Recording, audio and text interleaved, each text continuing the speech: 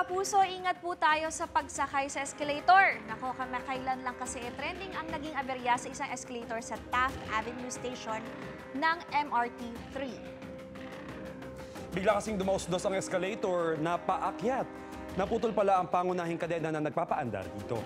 10 pasahero ang sugatan ayon sa DOTR.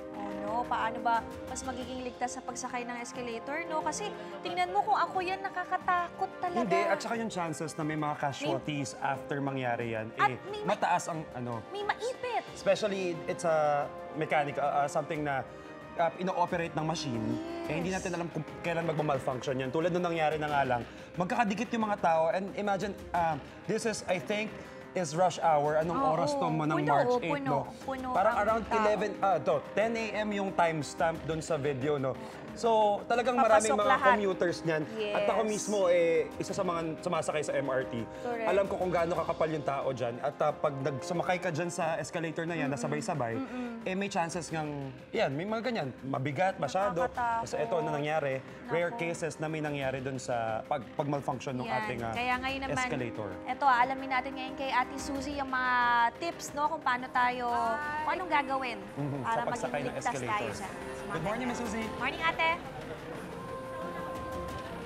Good morning sa inyo dyan mga kapuso. Nakaka-shock yung video na yun, di ba? I'm sure marami sa inyo nakapanood ng video dun sa MRT-3 dyan sa may Taft Station na escalator na umakit. Tapos biglang bumagsak, ganun, dumastos lahat ng sakay nila. Ngayong umaga yan po ang pag-uusapan natin. Kasama po natin ating bisita from the Philippine National Red Cross, si Sir Leonardo Ebay. Good morning po, sir. Good morning po, ma'am. Good morning po. Welcome. Grabe po. Kadalasan po ba nangyayari sa escalator yung ganun? May mga experience? Kasi parang ako, bihira ko siya makita. Bihira po yun, pero malimit pa rin din po yung aksidente, pero hindi naman ganon. Yung mga nahahatak ng hagdanan yung kanilang mga loose items. Yes, correct. Yan pero po. hindi yung buong bumagsak, no? Hindi po. Ano yung naging common na injury ng mga tao na kasama dun sa bumagsak na yon? Possible po doon ay mga abrasion, gas-gas. Okay. Tapos second po is yung medyo mabigat doon is yung fracture. Yes. Yan, fracture Yes. po. Lalo na kung nadag-anan ka.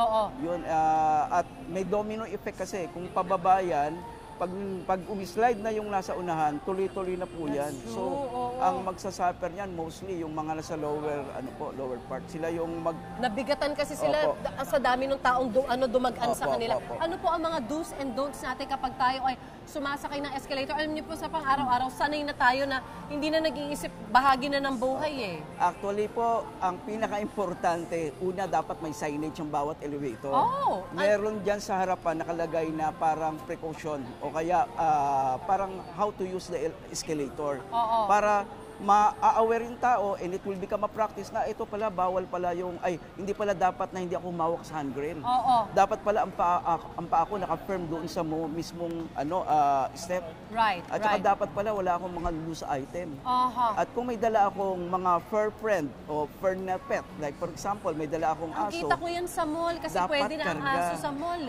Opo, dapat karga mo kasi pwedeng masabit yung kanyang leash. Right. At kalad ka rin po yan, kawawa yung aso. At alam niyo po, ang mga minsan na na nakikita rin natin, yung mga bagay na may gulong, Okay. as much as possible, lalo na stroller, hindi po yan sinasakay dyan. So Dapat elevator po kayo talaga.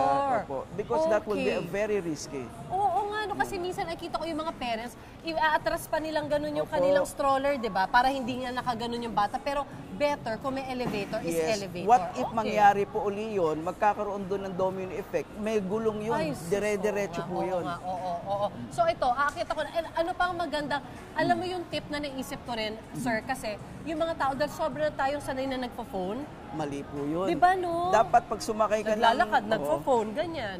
Pag nasa escalator po, always look forward kung saan yung direction mo.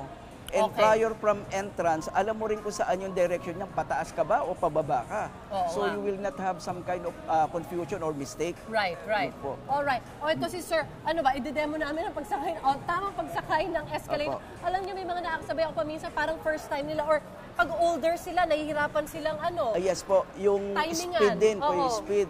Kasi pwede po kayong ma-slide. Like for Okay. example, sige, both side tayo ma'am, sabay tayo.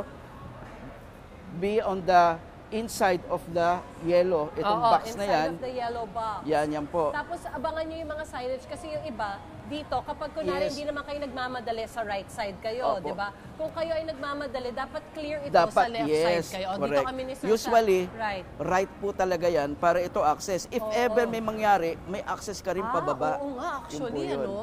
And Tapos, always- watch your step. Watch your step. Yun po. Yan, bababa naman tayo ngayon. O dito tayo Ganun sa right din po. side for Yan, ganyan din stand. po, ma'am. And Center. be aware of your surroundings. Dati Yes po, po. sir, ang arte ko, ayoko hawakan yung railing kasi Nako, madumi. Sabi very- nung nanay ko, "Hi ma, hawakan mo kung naartehan ka sa... Mag-alcohol ka na Correct, ng after." oo. Sabi niya, kaya nga nilagay yan dyan. Pinaka Thanks, number ma'am. one defense nyo yan, ma'am. Oo, no? pinaka Para pag number one biglang may defense mo. nangyari, may hawak Yes ka dito. po, and hindi ka Alright. ma-out of balance ka agad-agad. Ano po yung mga sapatos na mas mainam na suot nila?